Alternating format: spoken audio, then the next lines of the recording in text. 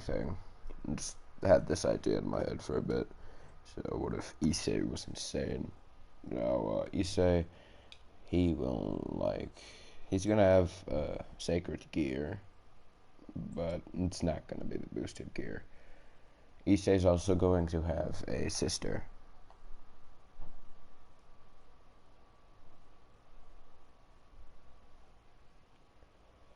Now, we're gonna go ahead and start this.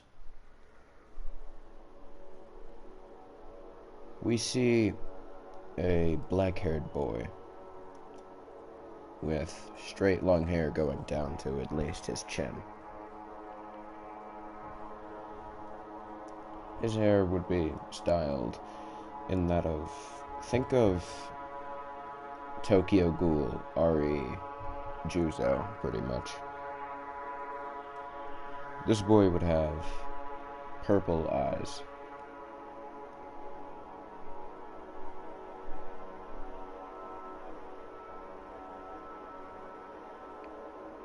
This boy's name would be Issei Hyodo. And he would be a rather average child, despite looking extremely different from his family.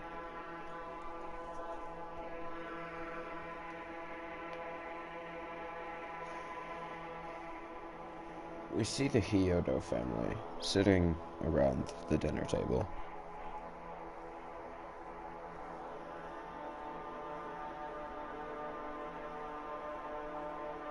Now, as they would be there would be one person not of the Hyodo family. It would be a white-haired boy with red eyes. Now, the Hyodo family is a lot different from canon. Instead of just being Issei, there would also be a girl in the family, Issei's elder sister. She would be at least a year older than Issei. Now, currently, Issei is at the age of 13.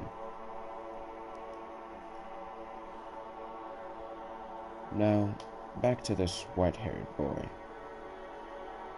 He would be the current one, trying to get permission to date Mikami Hyodo, this being Issei's sister's name.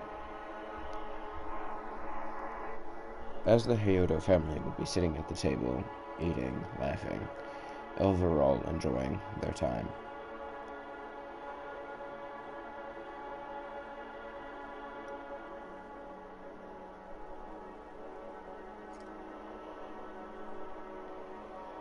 We go to later on in the night, as we see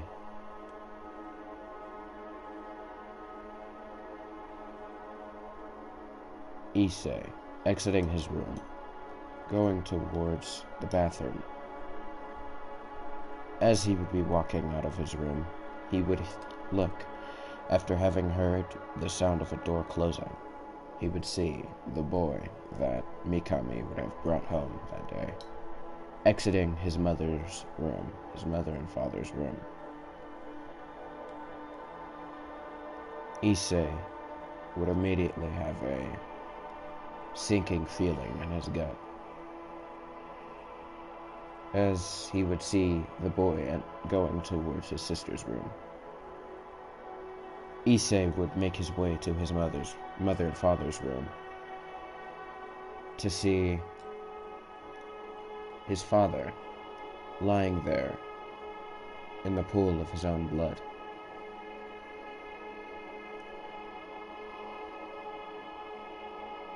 His throat cut and a look of shock on his face.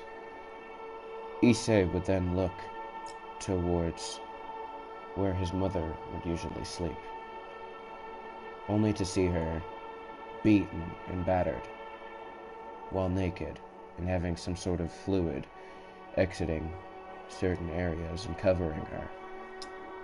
Issei's sinking feeling would continue to grow, as he would rush out of the room without thinking. He would then make his way to his sister's room. Once outside of the door, he would hear the sounds of struggling, the sound of flesh being hit. He would then hear the sound of a zipper. Issei would kick down the door to see his sister, Mikami, on the ground with a bruise mark on her cheek, while the boy with the white hair would be standing over her.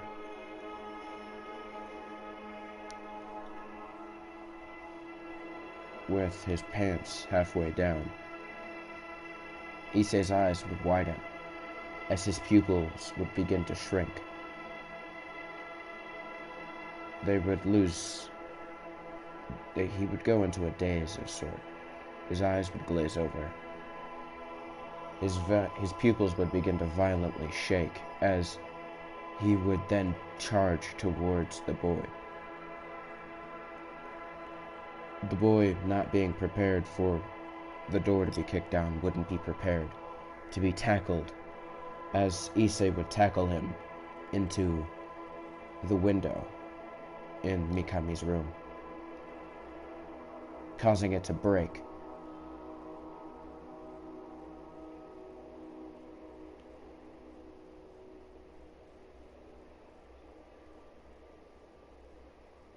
Now, as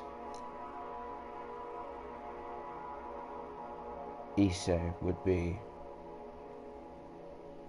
still in his daze, the boy that he had tackled into the window would hit the ground, very stunned, not knowing what was going on at the moment. Issei would slightly exit his daze as he would look down at the white-haired boy who was just about to molest his sister and who had murdered his father and raped his mother. Issei would look back towards the shattered window as he would look down towards the ground where there would be a shard of glass on the ground. Now, Issei, he's rather tall, at least 5'5", sorry, for his age, at least. His black hair would shadow his eyes as he would reach down and pick up a glass shard from the broken window. The white-haired boy would try to stand up, only to be kicked in the stomach from the side. He would fall to his back. He would look up in fear at Issei, as he would see Issei with his hair shadowing his eyes. Mikami in this entire situation wouldn't know what to do. She would be frozen in fear. As Issei would raise the shard, he would bring it down. He would stab the boy in his chest, not near his heart, but just in the chest in general. The boy would cough up blood, covering Issei's face, as Issei would sit on top of the boy and begin to stab, and stab once more.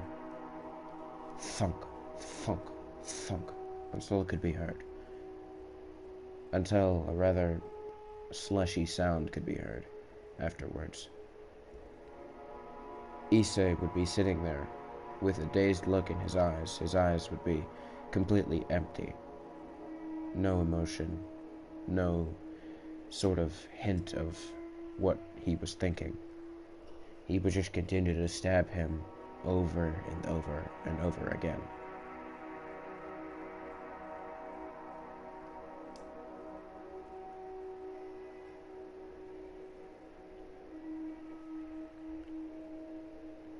After at least 20 minutes, Issei would stop stabbing the boy, as he would just be a mutilated corpse by now. His face would have multiple stab wounds. He'd be missing his eyes. He would have blood pouring out from almost every hole in his body. He would have no life whatsoever.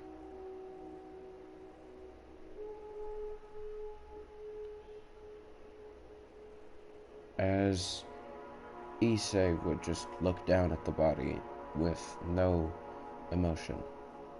He would then look towards his sister, Mikami, who would be sitting there, eyes widened, fear written all over her face as she would look at her brother.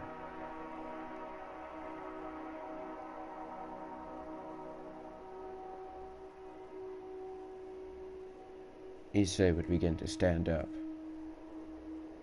as he would walk out of the room. Sorry about that. He would begin to walk out of the room. Minutes later, he would find himself walking down the street, blood still dripping from his face and his hands. His t-shirt stained with blood. His pants stained with blood. His hair would be still covering his eyes.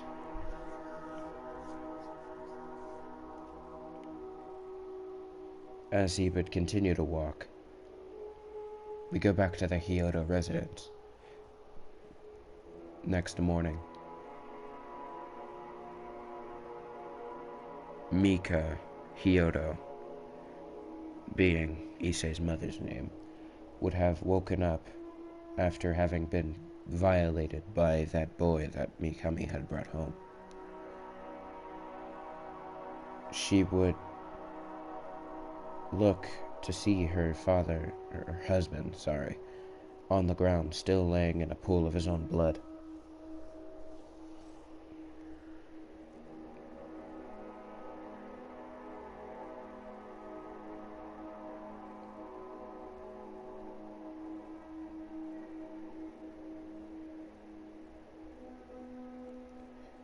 Mikami would have just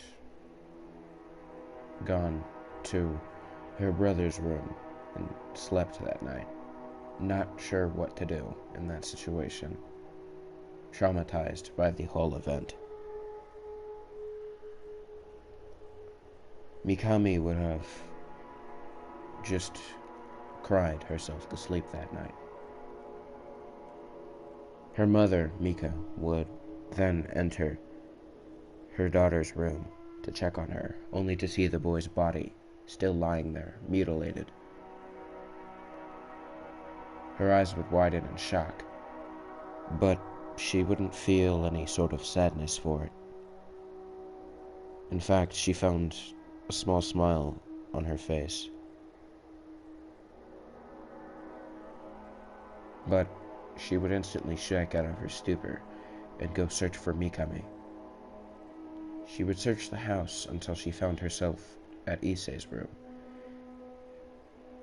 kicking herself for forgetting about checking on her son as well.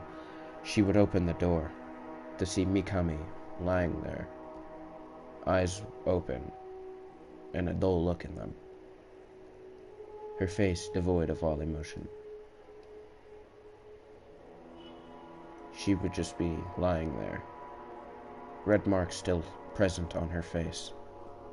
Mika would run towards her daughter and envelop her in a hug, asking over and over again if she was okay and where her brother is.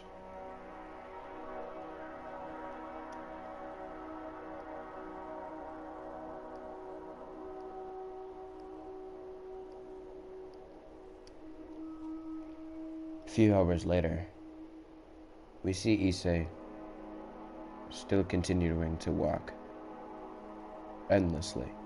He would be miles out of Kuo by now.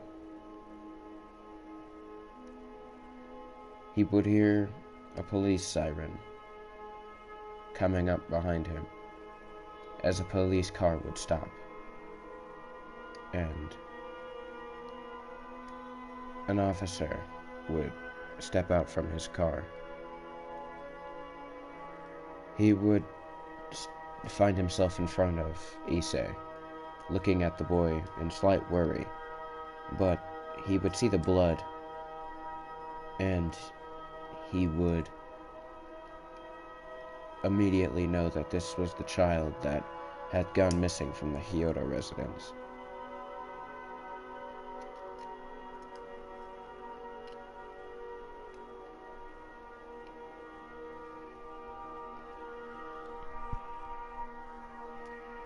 We're going to time skip about a week after having been picked up from the police. We see Issei Hyodo sitting in a rather large white room. It would have a bed with a rather stiff mattress.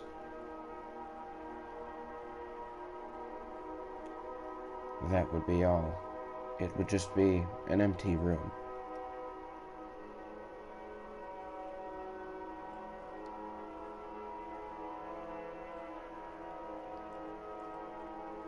The boy's dull purple eyes would scan over the room again and again, not having anything to do by now.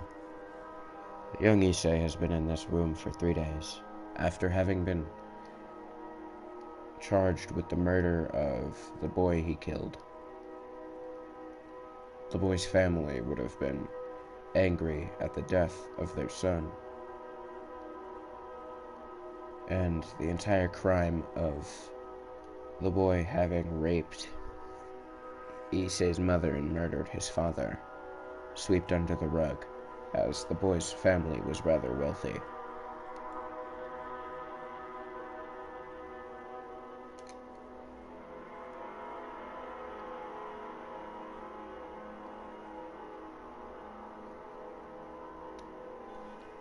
Now, we see Issei just sitting there in the corner of the room on the floor. He would be dressed in a rather uncomfortable looking clothing. It would be a white jumpsuit with white pants of a jumpsuit as well. On one of the shoulders would be a number, a prisoner tag, if you will. Issei's black hair would just be shadowing his eyes.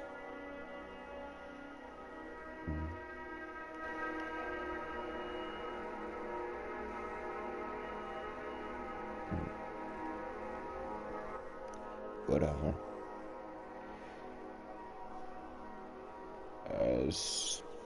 We time skip once more. It's been 3 months. Issei would be sitting in the same white room, though he would seem a lot more different. His muscles would be tensed, and he would be covering his ears as if something extremely loud was being heard by him.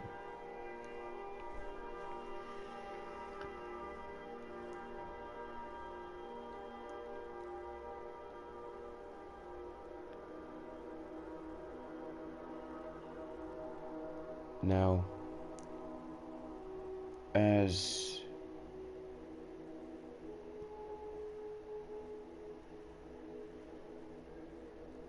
he would be sitting there, he would find himself rocking back and forth constantly. Issei's mind. Issei could be seen in a very disturbing area. It would be dark and twisted, blood covering the floor, knee deep in it. Issei would just be standing there. He would see the face of his mother, father, and sister, scornful looks on their faces, as they would be glaring at Issei.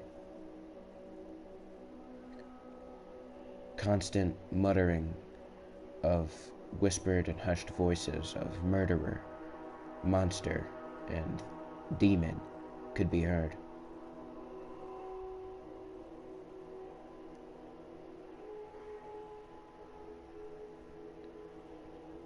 And the constant sentence of, "You killed them. It's your fault. You should have died." All sorts of demented things. We time skip once more. 1 year later, Mikami Hyodo would be going to Kuo Academy by now. She would be a third year, I believe. She would be a third year. Now, Mikami, over the years, has grown. Her brown, spiky hair would be going all the way down to her back. And she would have a rather well-defined body as she started working out a lot. She also joined the Kendo Club of Kuo.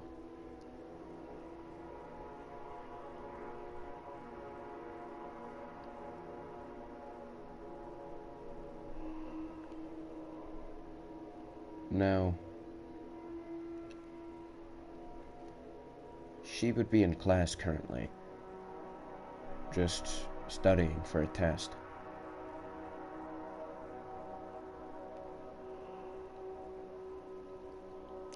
When a voice could be heard.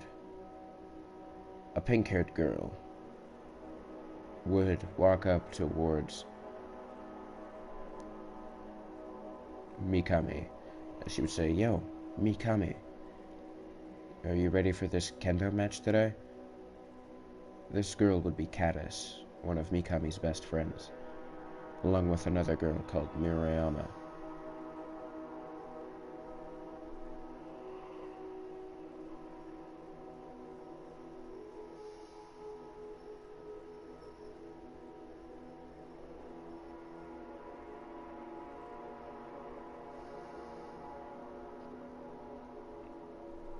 Now, Mikami would respond with a smile as she would answer the question with an affirmative. We go to a different area as we see a red-haired girl with teal-blue eyes. She would be sitting at a desk in a rather dark room. She would be thinking to herself. Well, she would be thinking about Mikami Hyodo and how she has a sacred gear, but no one actually knows what it is. She would also be thinking about certain fallen angels in her territory.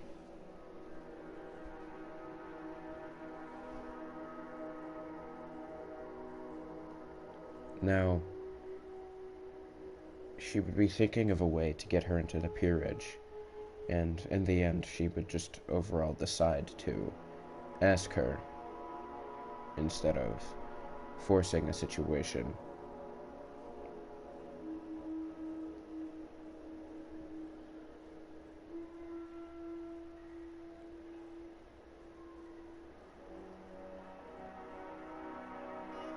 Now, as issei, we're going back to issei now. Still in the same plain white room, with no natural light whatsoever. Issei would just be in the same corner as always, sitting there, docile. This is when Issei would hear a voice. A female voice.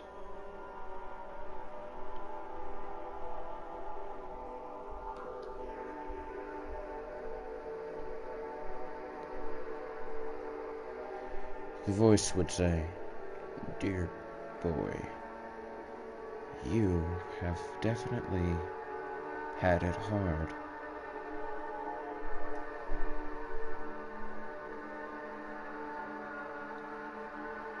Sorry to say, I meant to say that Makima is a second year, not a third year. I got the age wrong. That's my fault."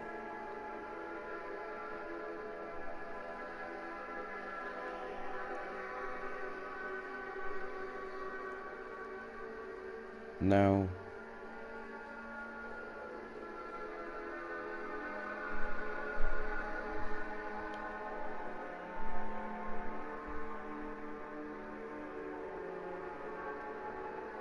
Geico presents two truths and a lie. Sorry about that. Geico could help you. Oh, that's really irritating. Anyhow, as Issei would look around trying to figure out where the voice was, but in the end he would only assume that it wasn't real.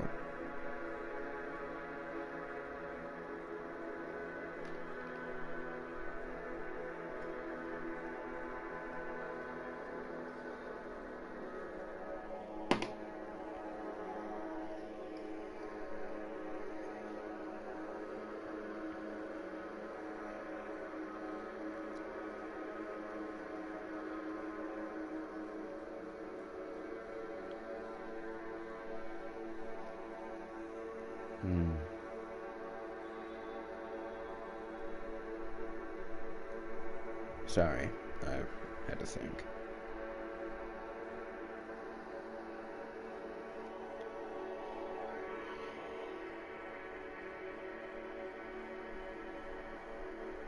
Now, as Issei would just continue to sit there, docile once more, ignoring the voice talking to him, Issei would find himself in a different place completely.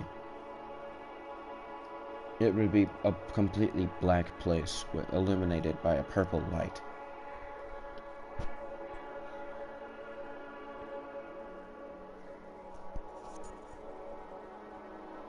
As Issei would just look around, overall not really concerned. Issei would then hear the voice again, a very soothing female voice.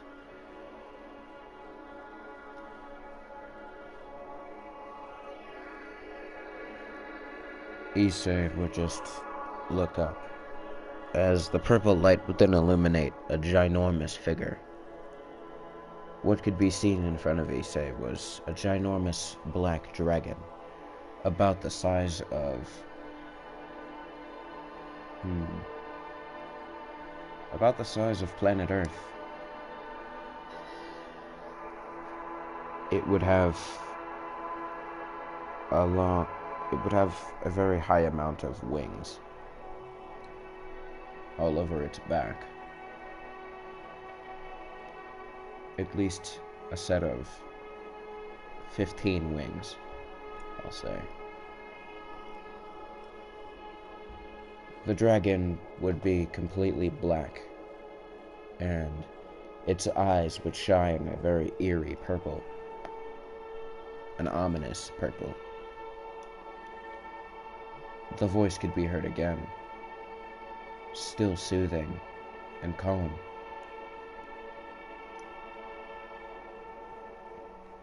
This is when the dragon would bring its head level down to Issei, who would still have a very dull expression on his a very dull expression on his face. No emotions being portrayed, not even fear. The dragon would give off a small giggle.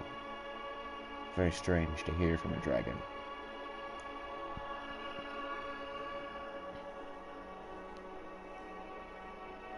As the dragon would raise its head once more, Issei would then say in a dull tone, "Who are you? Where am I?" The dragon would look curiously down at Issei. She would then say, "Boy,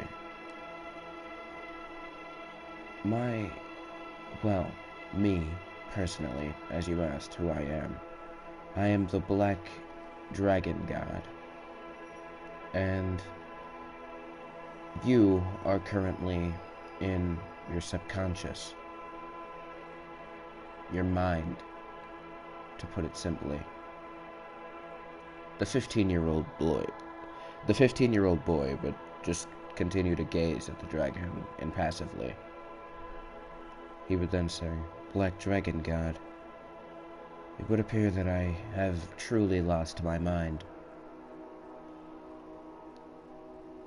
The dragon would let out a small chuckle, as she would then say, "No, boy, you are not completely crazy. Crazy you are, but not completely. Not to the point where you would imagine this.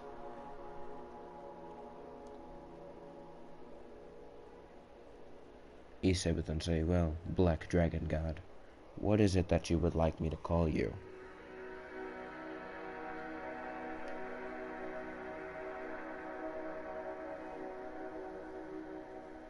The dragon would let out a snort of pride as she would say, you can call me Kusho. Issei would think about it. Kusho, meaning void. I see. Well, Kusho said, why is it that you have brought me to my subconscious? Kusho would only snort once more. Because you're my host, and I haven't met you yet. I just recently awakened. I have gone through the memories of your life so far. You were a pretty normal human until what happened.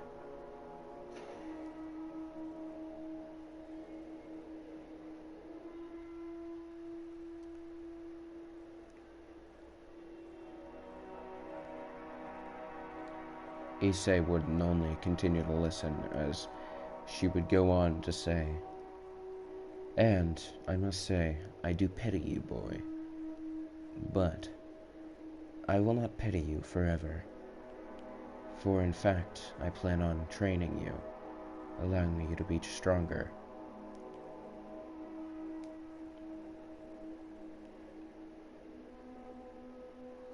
Issei would just stand there, nodding, as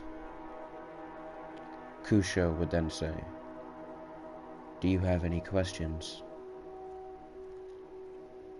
Issei would then say, why is it that you're inside of me, and why is it that I am your host?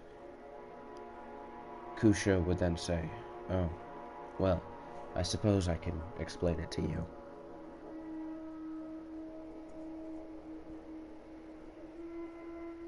As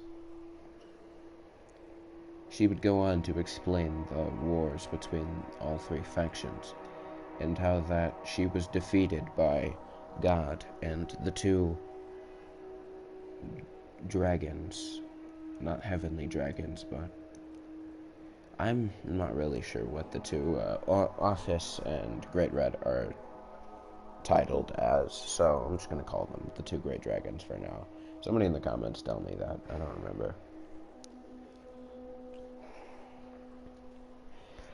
Issei would take all this information in, and then he would say, so, this sacred gear, what is it that it will manifest as?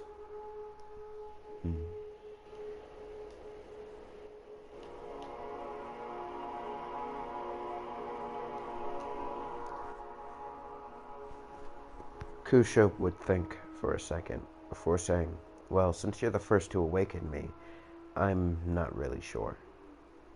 I guess we'll find out. We go to Issei back in the real world as a necklace would appear around his neck. It would be black in color, with a dark black metal holding up a purple crystal-like gem. That just sounds stupid coming out of my mouth. Ignore that. As Issei would just look at it, he would then say, so it's a necklace. I suppose that's fine. So, are you just going to train me here, or is there a way for me to leave? Issei would speak, mentally of course, to Kusho. Kusho would reply, we shall leave. Now, all you need to do is imagine a tear in the space in front of you. Don't worry, no humans will be able to see what happens. But just imagine opening a door in front of you. Issei would do so, as the space in front of him would begin to distort and tear open, revealing a black portal. Similar to that of Kaguya's portals, pretty much. Or no, Sasuke's portal. Think of Sasuke's portals. Now, as issei would enter the portal, it would close behind him.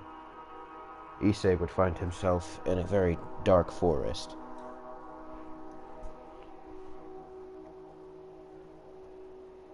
With the sky illuminated in a blue light.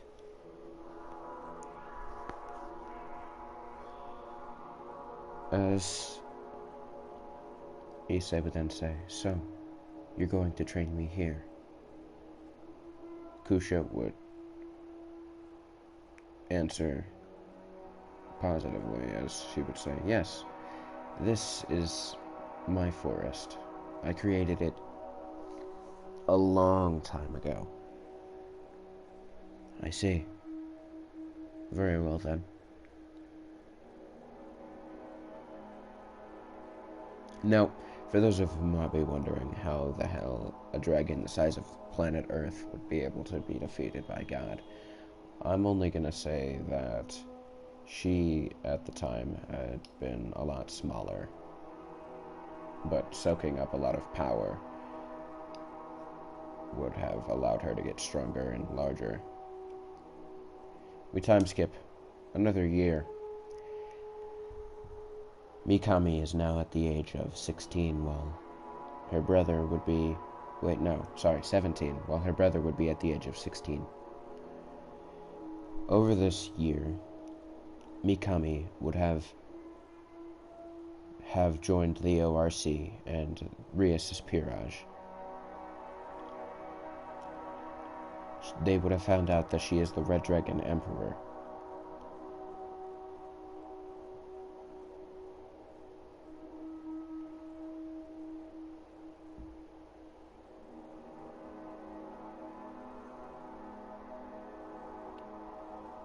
Now, the news of the disappearance of Issei Hyodo has reached the ears of his family, and they would have been very distraught and concerned as to where their brother/son could have gone.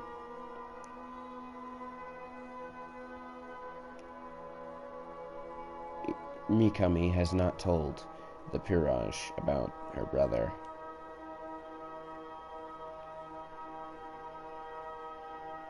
She's pretty prominent with her boosted gear, as she has already obtained Balance Breaker. We're currently around the time of where they would be fighting,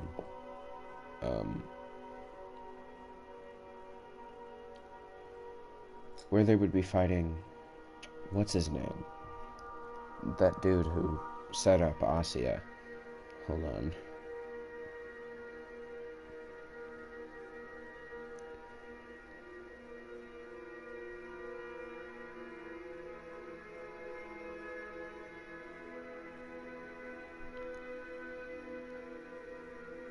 Diodora Astaroth.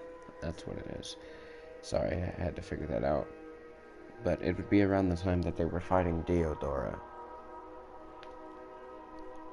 Mikami had just defeated Diodora, and they were about to go home, when Asya would have been enveloped in a yellow light, and she would vanish.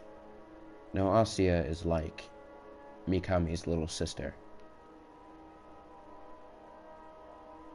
And so this would have thrown her into a state of confusion and insanity. Not complete insanity, but insanity nonetheless.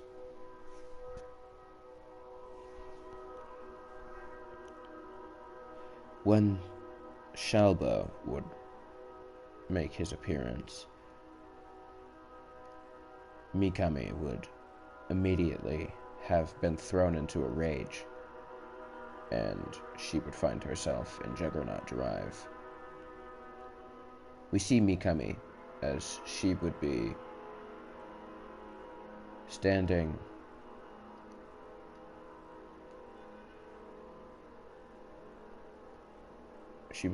in a large crater, being held by Rias, surrounded by her fellow Peerage members, when a voice could be heard, in a motionless tone, being office, the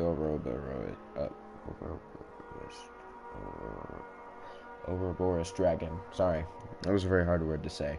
Infinite dragon god. As they would all be watching the large great red pass by, everybody would be watching in awe and slight shock at how large that dragon could be.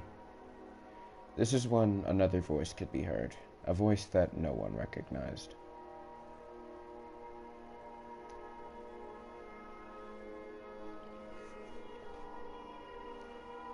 As everyone would turn to see a boy with a black long sleeve, wearing some blue combat pants and black combat boots.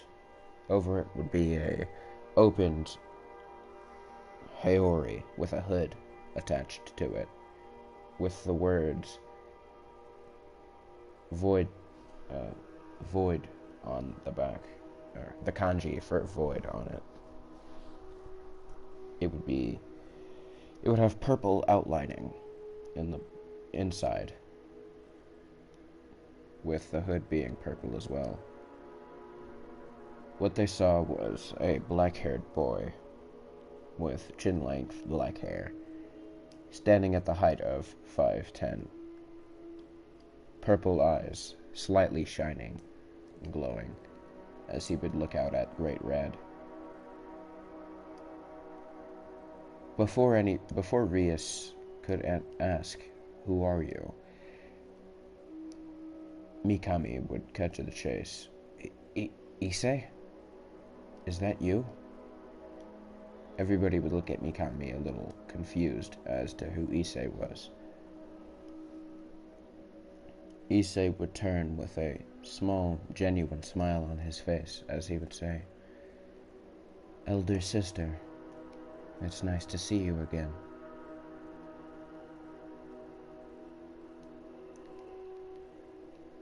Mikami would immediately have tears in her eyes, as she would try to get up but fail to do so.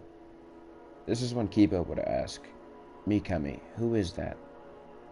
And with Zenobia cutting in, "Did he call you elder sister?"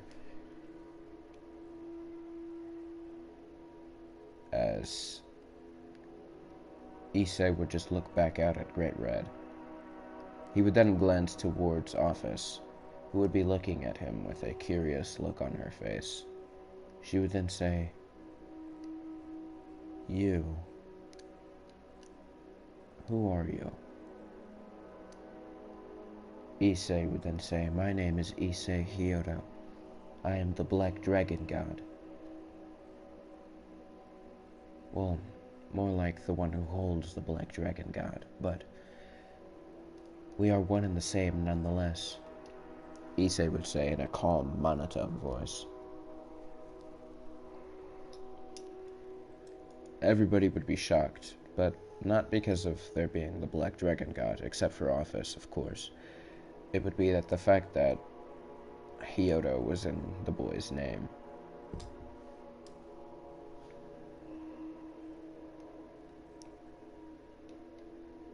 Now, a little context on the relationships between Mikami, Issei's sister, and the peerage that she had joined of Rias. She's pretty much friends with everybody. Rias, Akano, and Mikami are like sisters. Best of friends, pretty much.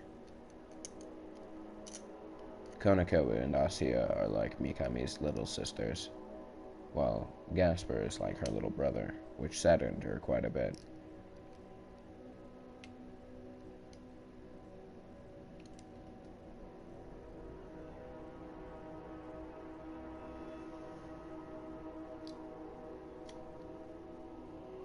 Now, before Issei could continue this conversation, Mikami would randomly blurt out, Where have you been?" Issei would look at his sister impassively, as he would say, "I've been places, not very important." I have been training, gaining more strength, and overall just living life.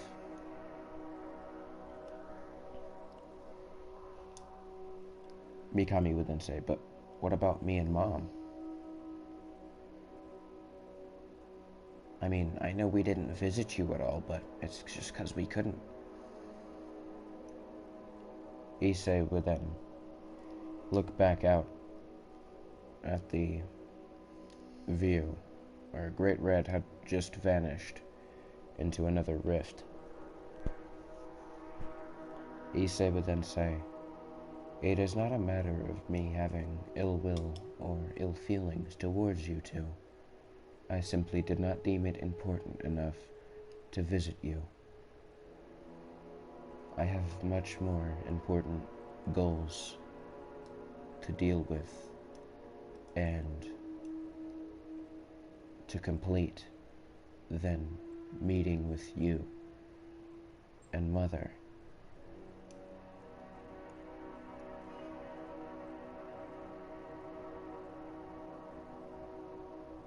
Mikami would then say, What happened to you? Issei would then say, I've been isolated for 2 years. Long enough to lose my sanity multiple times over. I gained power. I learned how to use said power. And now I'm just going to live life and complete my goals.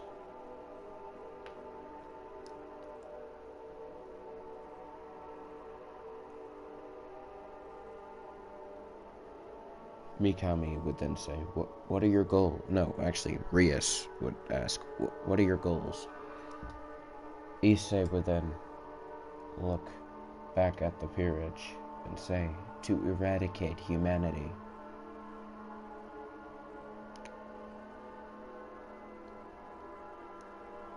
This would make everybody's eyes widen, even Office, who wasn't expecting such an answer.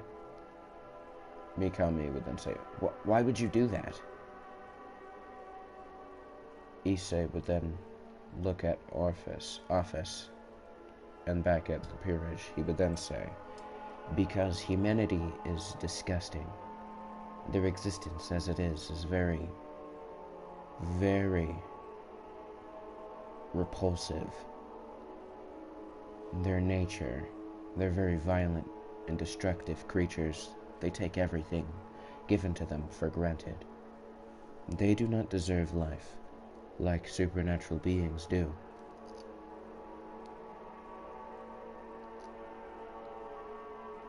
They are nothing but filth, plaguing this world, and I shall cure it from them. And before you try to make an argument of that humans are actually very good, and there can be great people, that argument matters not to me, because I will not make exceptions. And if any one of the supernatural factions attempt to get in my way, I will eradicate them too.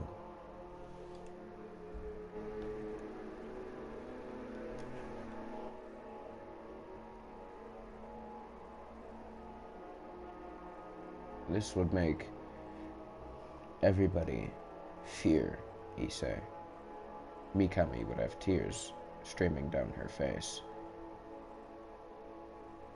Asya would look traumatized, along with Zenobia and Irina, who would be there by now. As Issei would then walk towards the edge of the cliff that they had been sitting on, as a portal would appear in front of him. He would enter it, and it would close. Office is mine. Office would be thinking to herself, Hayoto Issei-han, you are very, very interesting. You might be a very suitable mate and a very suitable partner to gain me my silence, as she would then vanish as well. The peerage would be shocked at what they had just discovered, and they wouldn't really know what to do. Days later, we see the Devil Council in Hell. They would be discussing the topic of Issei Hyodo and what he revealed to them.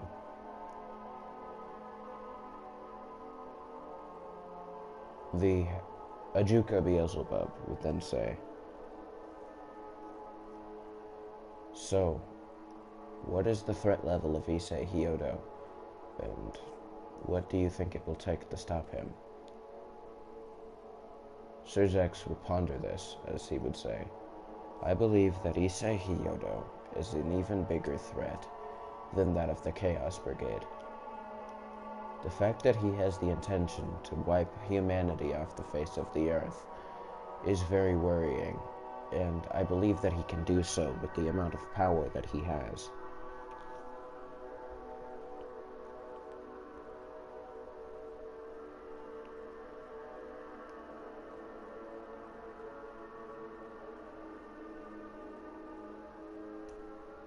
We go to the highest level in heaven. We see most of the higher-ranking angels and officials within heaven, as they would be discussing this topic as well. Michael would sit there, as he would say, "It has been brought to my attention that there is a new threat, not only to our faction, but to this world." All of the angels would be silent before Gabriel would raise her hand. "What do you mean, elder brother?" Michael would then say, "The boy's name is Issei Hyodo. He is the current holder of the Black Dragon Emperor and the first host/holder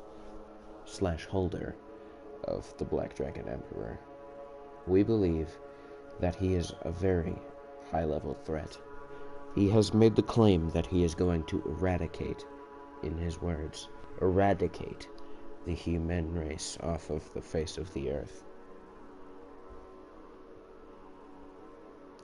The council would immediately break out into yells and outrage. We go to Gregory, as we see Azazel talking to Barakiel.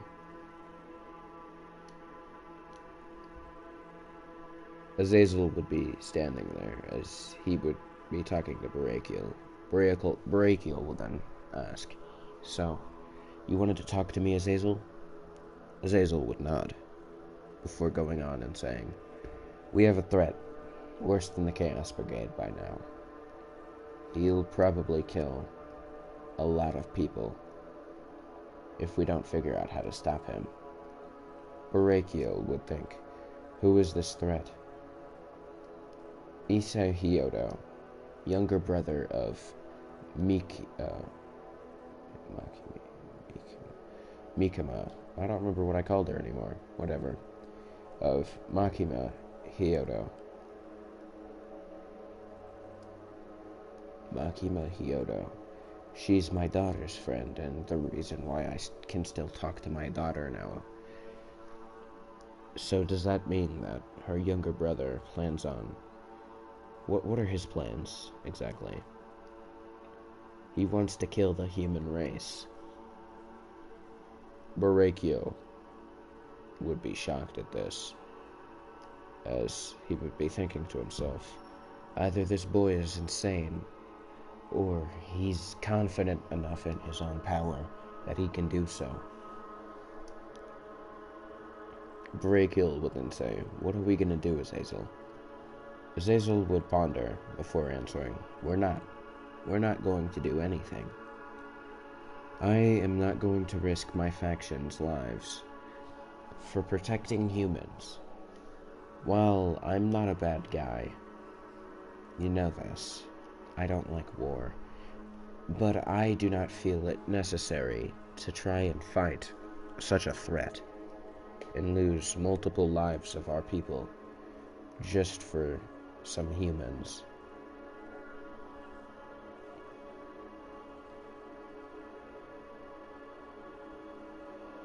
Back into the underworld. Ajuka would then say, Zex, what are we gonna do about this? Sir Zex would then say, we're going to remove this threat. As far as I'm concerned, Issei Hyodo is not to be negotiated with and to be eliminated as best as we can. The Devil Council would nod at this. Overall, the angels would also come to the same conclusion. We see Mikima as she would be sitting in her room. Her mother would have been gone for a few days for work. She would have come home today. Mikima's mother, Mika, would know about the supernatural, as Mikima would have told her. While normally she wouldn't have, her and her mother are very close and feel the need to know everything that goes on in their lives. Mika would enter Mikima's room as she would say, honey, I'm home. What's wrong? You didn't come to greet me like you normally do. Mikima would look at her mother with a very worried look on her face as Mika would sit down in the chair across from her. She would then say, tell me what's wrong, dear.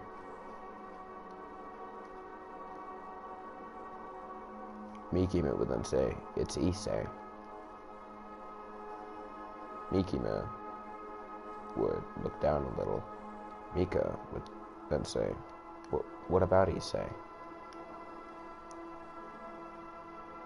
Mikima would look back up and say, he's back. He showed up in our battle and revealed what he was going to do. What he's been doing. Mika would smile a little. What is he planning on doing? I'm sure he's grown quite a lot. Mikima would then say, he said he's going to kill the human race. Mika's eyes would immediately widen as her skin would go pale at the thought of it. Mika would then say, why would he do that? Mikima would answer, issei called the human race filth, nothing but a plague on the world, and I can only assume as to why he would think such things after what happened, referring to that night where issei had killed the boy that had tried to ruin everything, we'll say. Mika would just be speechless at this. We go to issei now, who would be sitting at a table. A flash of purple light would be seen as issei would turn and look to see Office. She would be rather tall, at least 5'9", with a rather large chest and certain curves and assets that would be desirable by most men. That's all I'm gonna say. Her long black hair would be flowing as she would sit down across from issei. She would be wearing a... you know what? I don't care. Just think she's wearing normal clothing like a normal person. Issei would look at Office and say, Office, the Ouroboros dragon. God, why is that so difficult to say? Whatever. Ouroboros dragon. Ouroboros dragon. Whatever. Office would nod, and she would say, Issei Hyodo, I want you to be my mate. No, this is where I'll be ending it. I hope you enjoyed. If you didn't, well, whatever. I'm way too tired to care right now. I'll see you all later.